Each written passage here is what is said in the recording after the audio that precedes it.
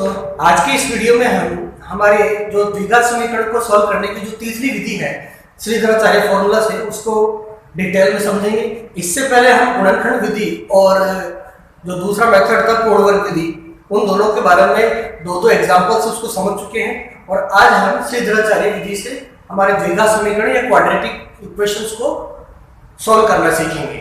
तो सबसे पहले हमारा जो श्रीधराचार्य फॉर्मूला है उसको हम देख लेते हैं। जो श्रीधराचार्य फॉर्मूला है minus B plus minus root B square minus 4ac/2a, तो ये हमारा श्रीधराचार्य फॉर्मूला कहलाता है।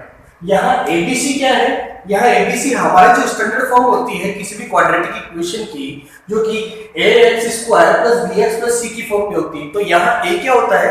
जो x² का जो कोफिशिएंट या गुणांक होता है वो a कहलाता है। इसी तरह से b हमारा x का कोफिशिएंट या गुणांक कहलाता है और c हमारी कांस्टेंट टर्म होती है जो नंबर वाली टर्म होती है। तो ठीक है, जो भी एबीसी की वैल्यू रहेगी वो अगर हम इस पर पुट कर दें तो इसको सॉल्व करने पे जो हमारा आंसर आएगा वो हमें द्विघात समीकरण के मूल मिल जाएंगे। बट यहाँ ध्यान देने वाली बात यह है, आप b² - 4ac देख रहे हैं इस फॉर्मूला के अंदर, तो ये b² - 4ac इस क्वाड्रेटिक फॉर्मूला का, इस श्रीधराचार्य फॉर्मूला का डिस्क्रिमिनेंट कहलाता है, या इसको हिंदी में विविक्तिकर बोलते हैं।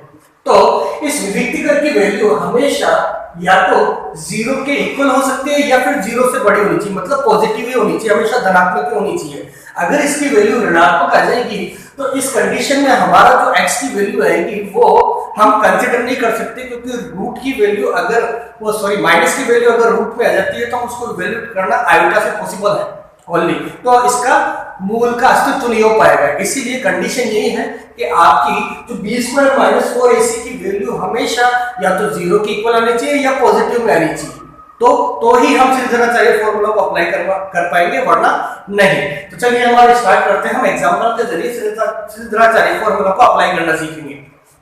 तो हमारे जो मानक रूप होता है या स्टैंडर्ड फॉर्म होती है किसी भी क्वाड्रेटिक इक्वेशन की या द्विघात समीकरण की, वो ax² + bx + c होती है।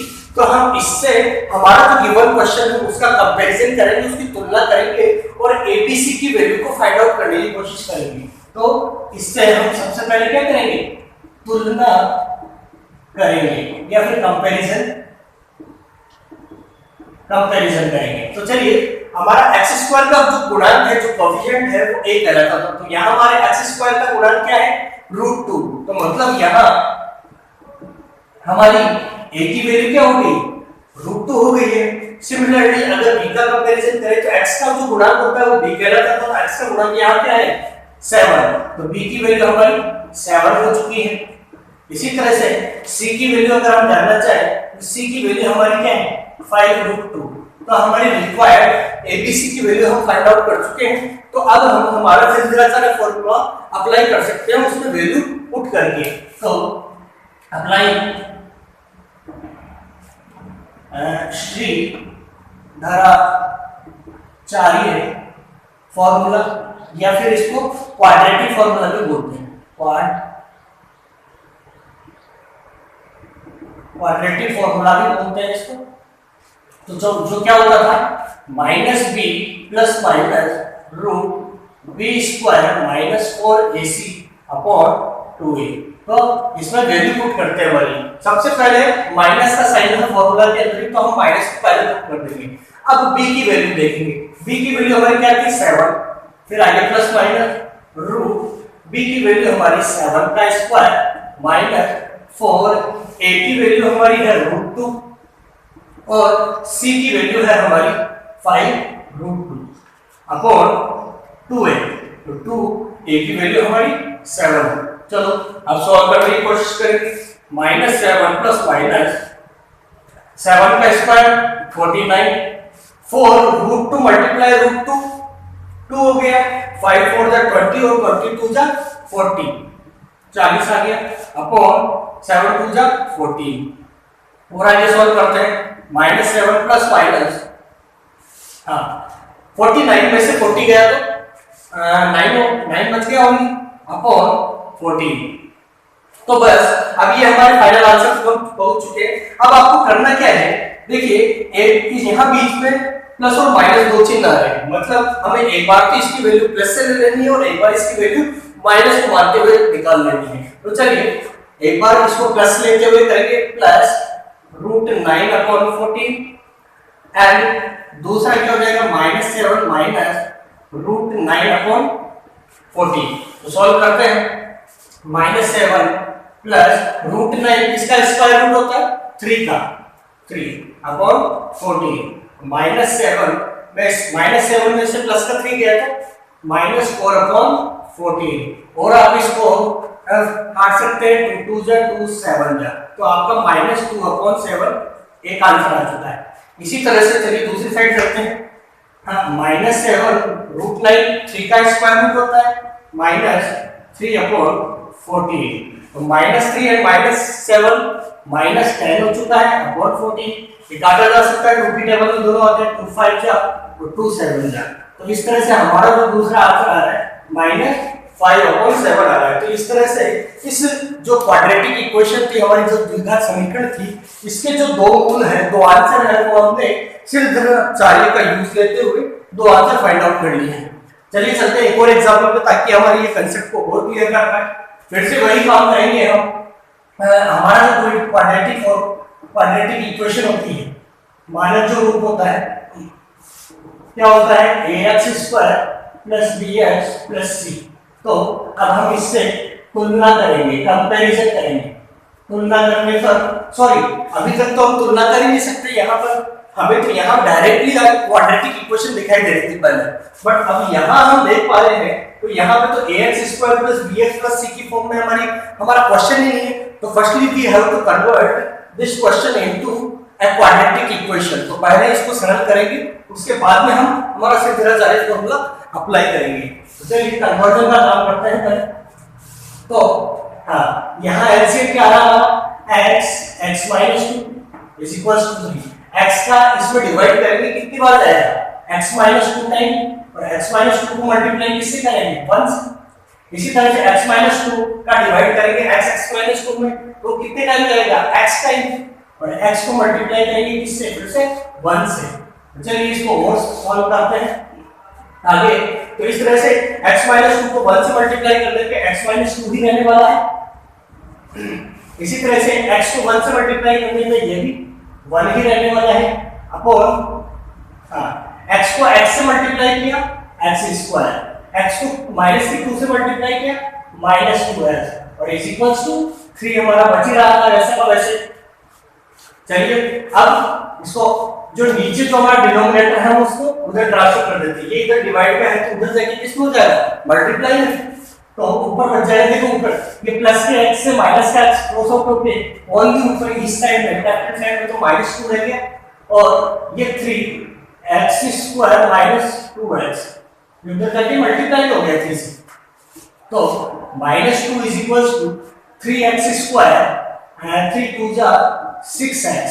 चलिए इसको अब हमें थोड़ा हमारे द्विघात समीकरण दिखाई देने लगी है, इस -2 को भी हम उधर ट्रांसफर कर रहे हैं। तो इस तरह से 3x² - 6x + 2 = 0, ये हमारी एक क्वाड्रेटिक इक्वेशन अब फॉर्म ला चुके हैं। तो अब काम अब इस जगह हम आ चुके हैं, अब हमारे मानक रूप से हमारी स्टैंडर्ड फॉर्म से abc की वैल्यू हम फाइंड आउट कर लेंगे। नाउ a की वैल्यू क्या आ रही बताइए, x² का कोएफिशिएंट 3, इसी तरह से b की वैल्यू क्या आ रही है -6, और c की वैल्यू क्या आ रही है +2। तो abc की वैल्यू आ गई है। अब श्रीधराचार्य फॉर्मूला अप्लाई करते हैं, apply quadratic formula. Quadratic formula जो क्या था -b + -b² - 4ac upon 2a। तो वैल्यू पुट कर दे, वैल्यू पुट करते हैं हम सबसे पहले साइन माइनस का, अब b की वैल्यू पुट करेंगे। b की वैल्यू देखिए क्या है, b की वैल्यू -6 आ रही है, यह जो माइनस है ये तो ऑलरेडी फॉर्मूला वाला माइनस है, तो हम उसको अब वैसा का वैसा रहेंगे और b की वैल्यू भी पुट कर दी। चलिए आगे प्लस माइनस b² मतलब -6 का स्क्वायर -4, a की वैल्यू क्या आ रही है 3, और c की वैल्यू क्या आ रही है 2 अपॉन 2a। ए की वैल्यू क्या थी हमारी 3। चलिए इसको और आगे सॉल्व करते हैं। माइनस इंटू माइनस प्लस 6 हो गया, प्लस 6 प्लस माइनस, हाँ माइनस के 6 का स्क्वायर 36 और 4 3 जा 12, 12 2 जा 24 अपॉन 2 3 2 जा 6।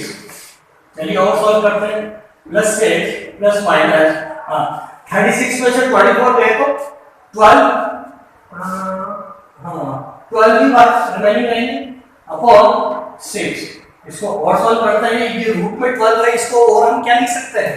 तो देखिए 12 के प्राइम फैक्टराइजेशन करके देख लेते हैं। 2 2 3, तो जो जिसका जोड़ा बन पा रहा है उसको हम स्क्वायर रूट के बाहर निकालेंगे, जिसका नहीं बन पा रहा है उसको रूट में पुट करेंगे। तो 2√3 लिखा जा सकता है 12 को प्लस 6 प्लस माइनस 2√3 अपॉन 6। अब आपको करना क्या है, एक बार इसको प्लस लेते हुए सॉल्व कर लेना और एक बार माइनस लेते हुए। तो प्लस 6, एक बार प्लस साइन ले रहे हैं हम 2√3 अपॉन 6। सिमिलरली एक बार हम माइनस साइन ले लेंगे 2√3 अपॉन 6। तो चलिए सॉल्व करने की कोशिश करते हैं। कुछ कॉमन आ रहा है पूरे में, देखिए ऊपर वाले रूप में 2 कॉमन लिया जा सकता है। तो 2 कॉमन लेने पे अंदर क्या बचा, 2 3 जा प्लस √3 अपॉन 6। अब 2 से ये फिर से काटा जा सकता है 3 टाइम, तो 3 प्लस √3 अपॉन 3। और इसको सॉल्व करना चाहे तो आप ये डिनोमिनेटर दोनों का है, मतलब इसको 3 अपॉन 3 प्लस √3 अपॉन 3 भी लिखा जा सकता है। तो ये 1 प्लस √3 अपॉन 3 भी, आप इसका आंसर यहाँ पे भी दे सकते हैं या फिर इसको यहाँ पे भी छोड़ सकते हैं, कहीं पे भी छोड़ सकते हैं, बस आपको सिंपलाइज करना है। चलिए आगे बढ़ते हैं। माइनस साइन वाले को भी लेते हैं। यहाँ फिर से 2 कॉमन आ रहा है, तो 2 कॉमन लिया, अंदर क्या बचना है 2 3 जा 3 प्लस √3 अपॉन 6। 2 3 जा 6, तो इस तरह से 3 प्लस √3, सॉरी यहाँ माइनस साइन था, यहाँ प्लस गलत लगा लिया हमने, माइनस साइन था अपॉन 3। तो 3 दोनों का डिनोमिनेटर है, तो 3 अपॉन 3 माइनस √3 अपॉन 3। तो 3 से क्रॉस आउट √3 अपॉन 3। तो ये आपका फाइनल आंसर। तो इस तरह से श्रीधराचार्य फॉर्मूला या क्वाड्रेटिक फॉर्मूला को यूज लेते हुए हमने हमारे जो द्विघात समीकरण या क्वाड्रेटिक इक्वेशन है उसका इस तरह से सॉल्यूशन करके 2 आंसर निकाले जा सकते हैं। तो आई होप आपको क्लियर हो चुका होगा। तो ये हमारी थर्ड विधि थी किसी भी क्वाड्रेटिक इक्वेशन को सॉल्व करने की।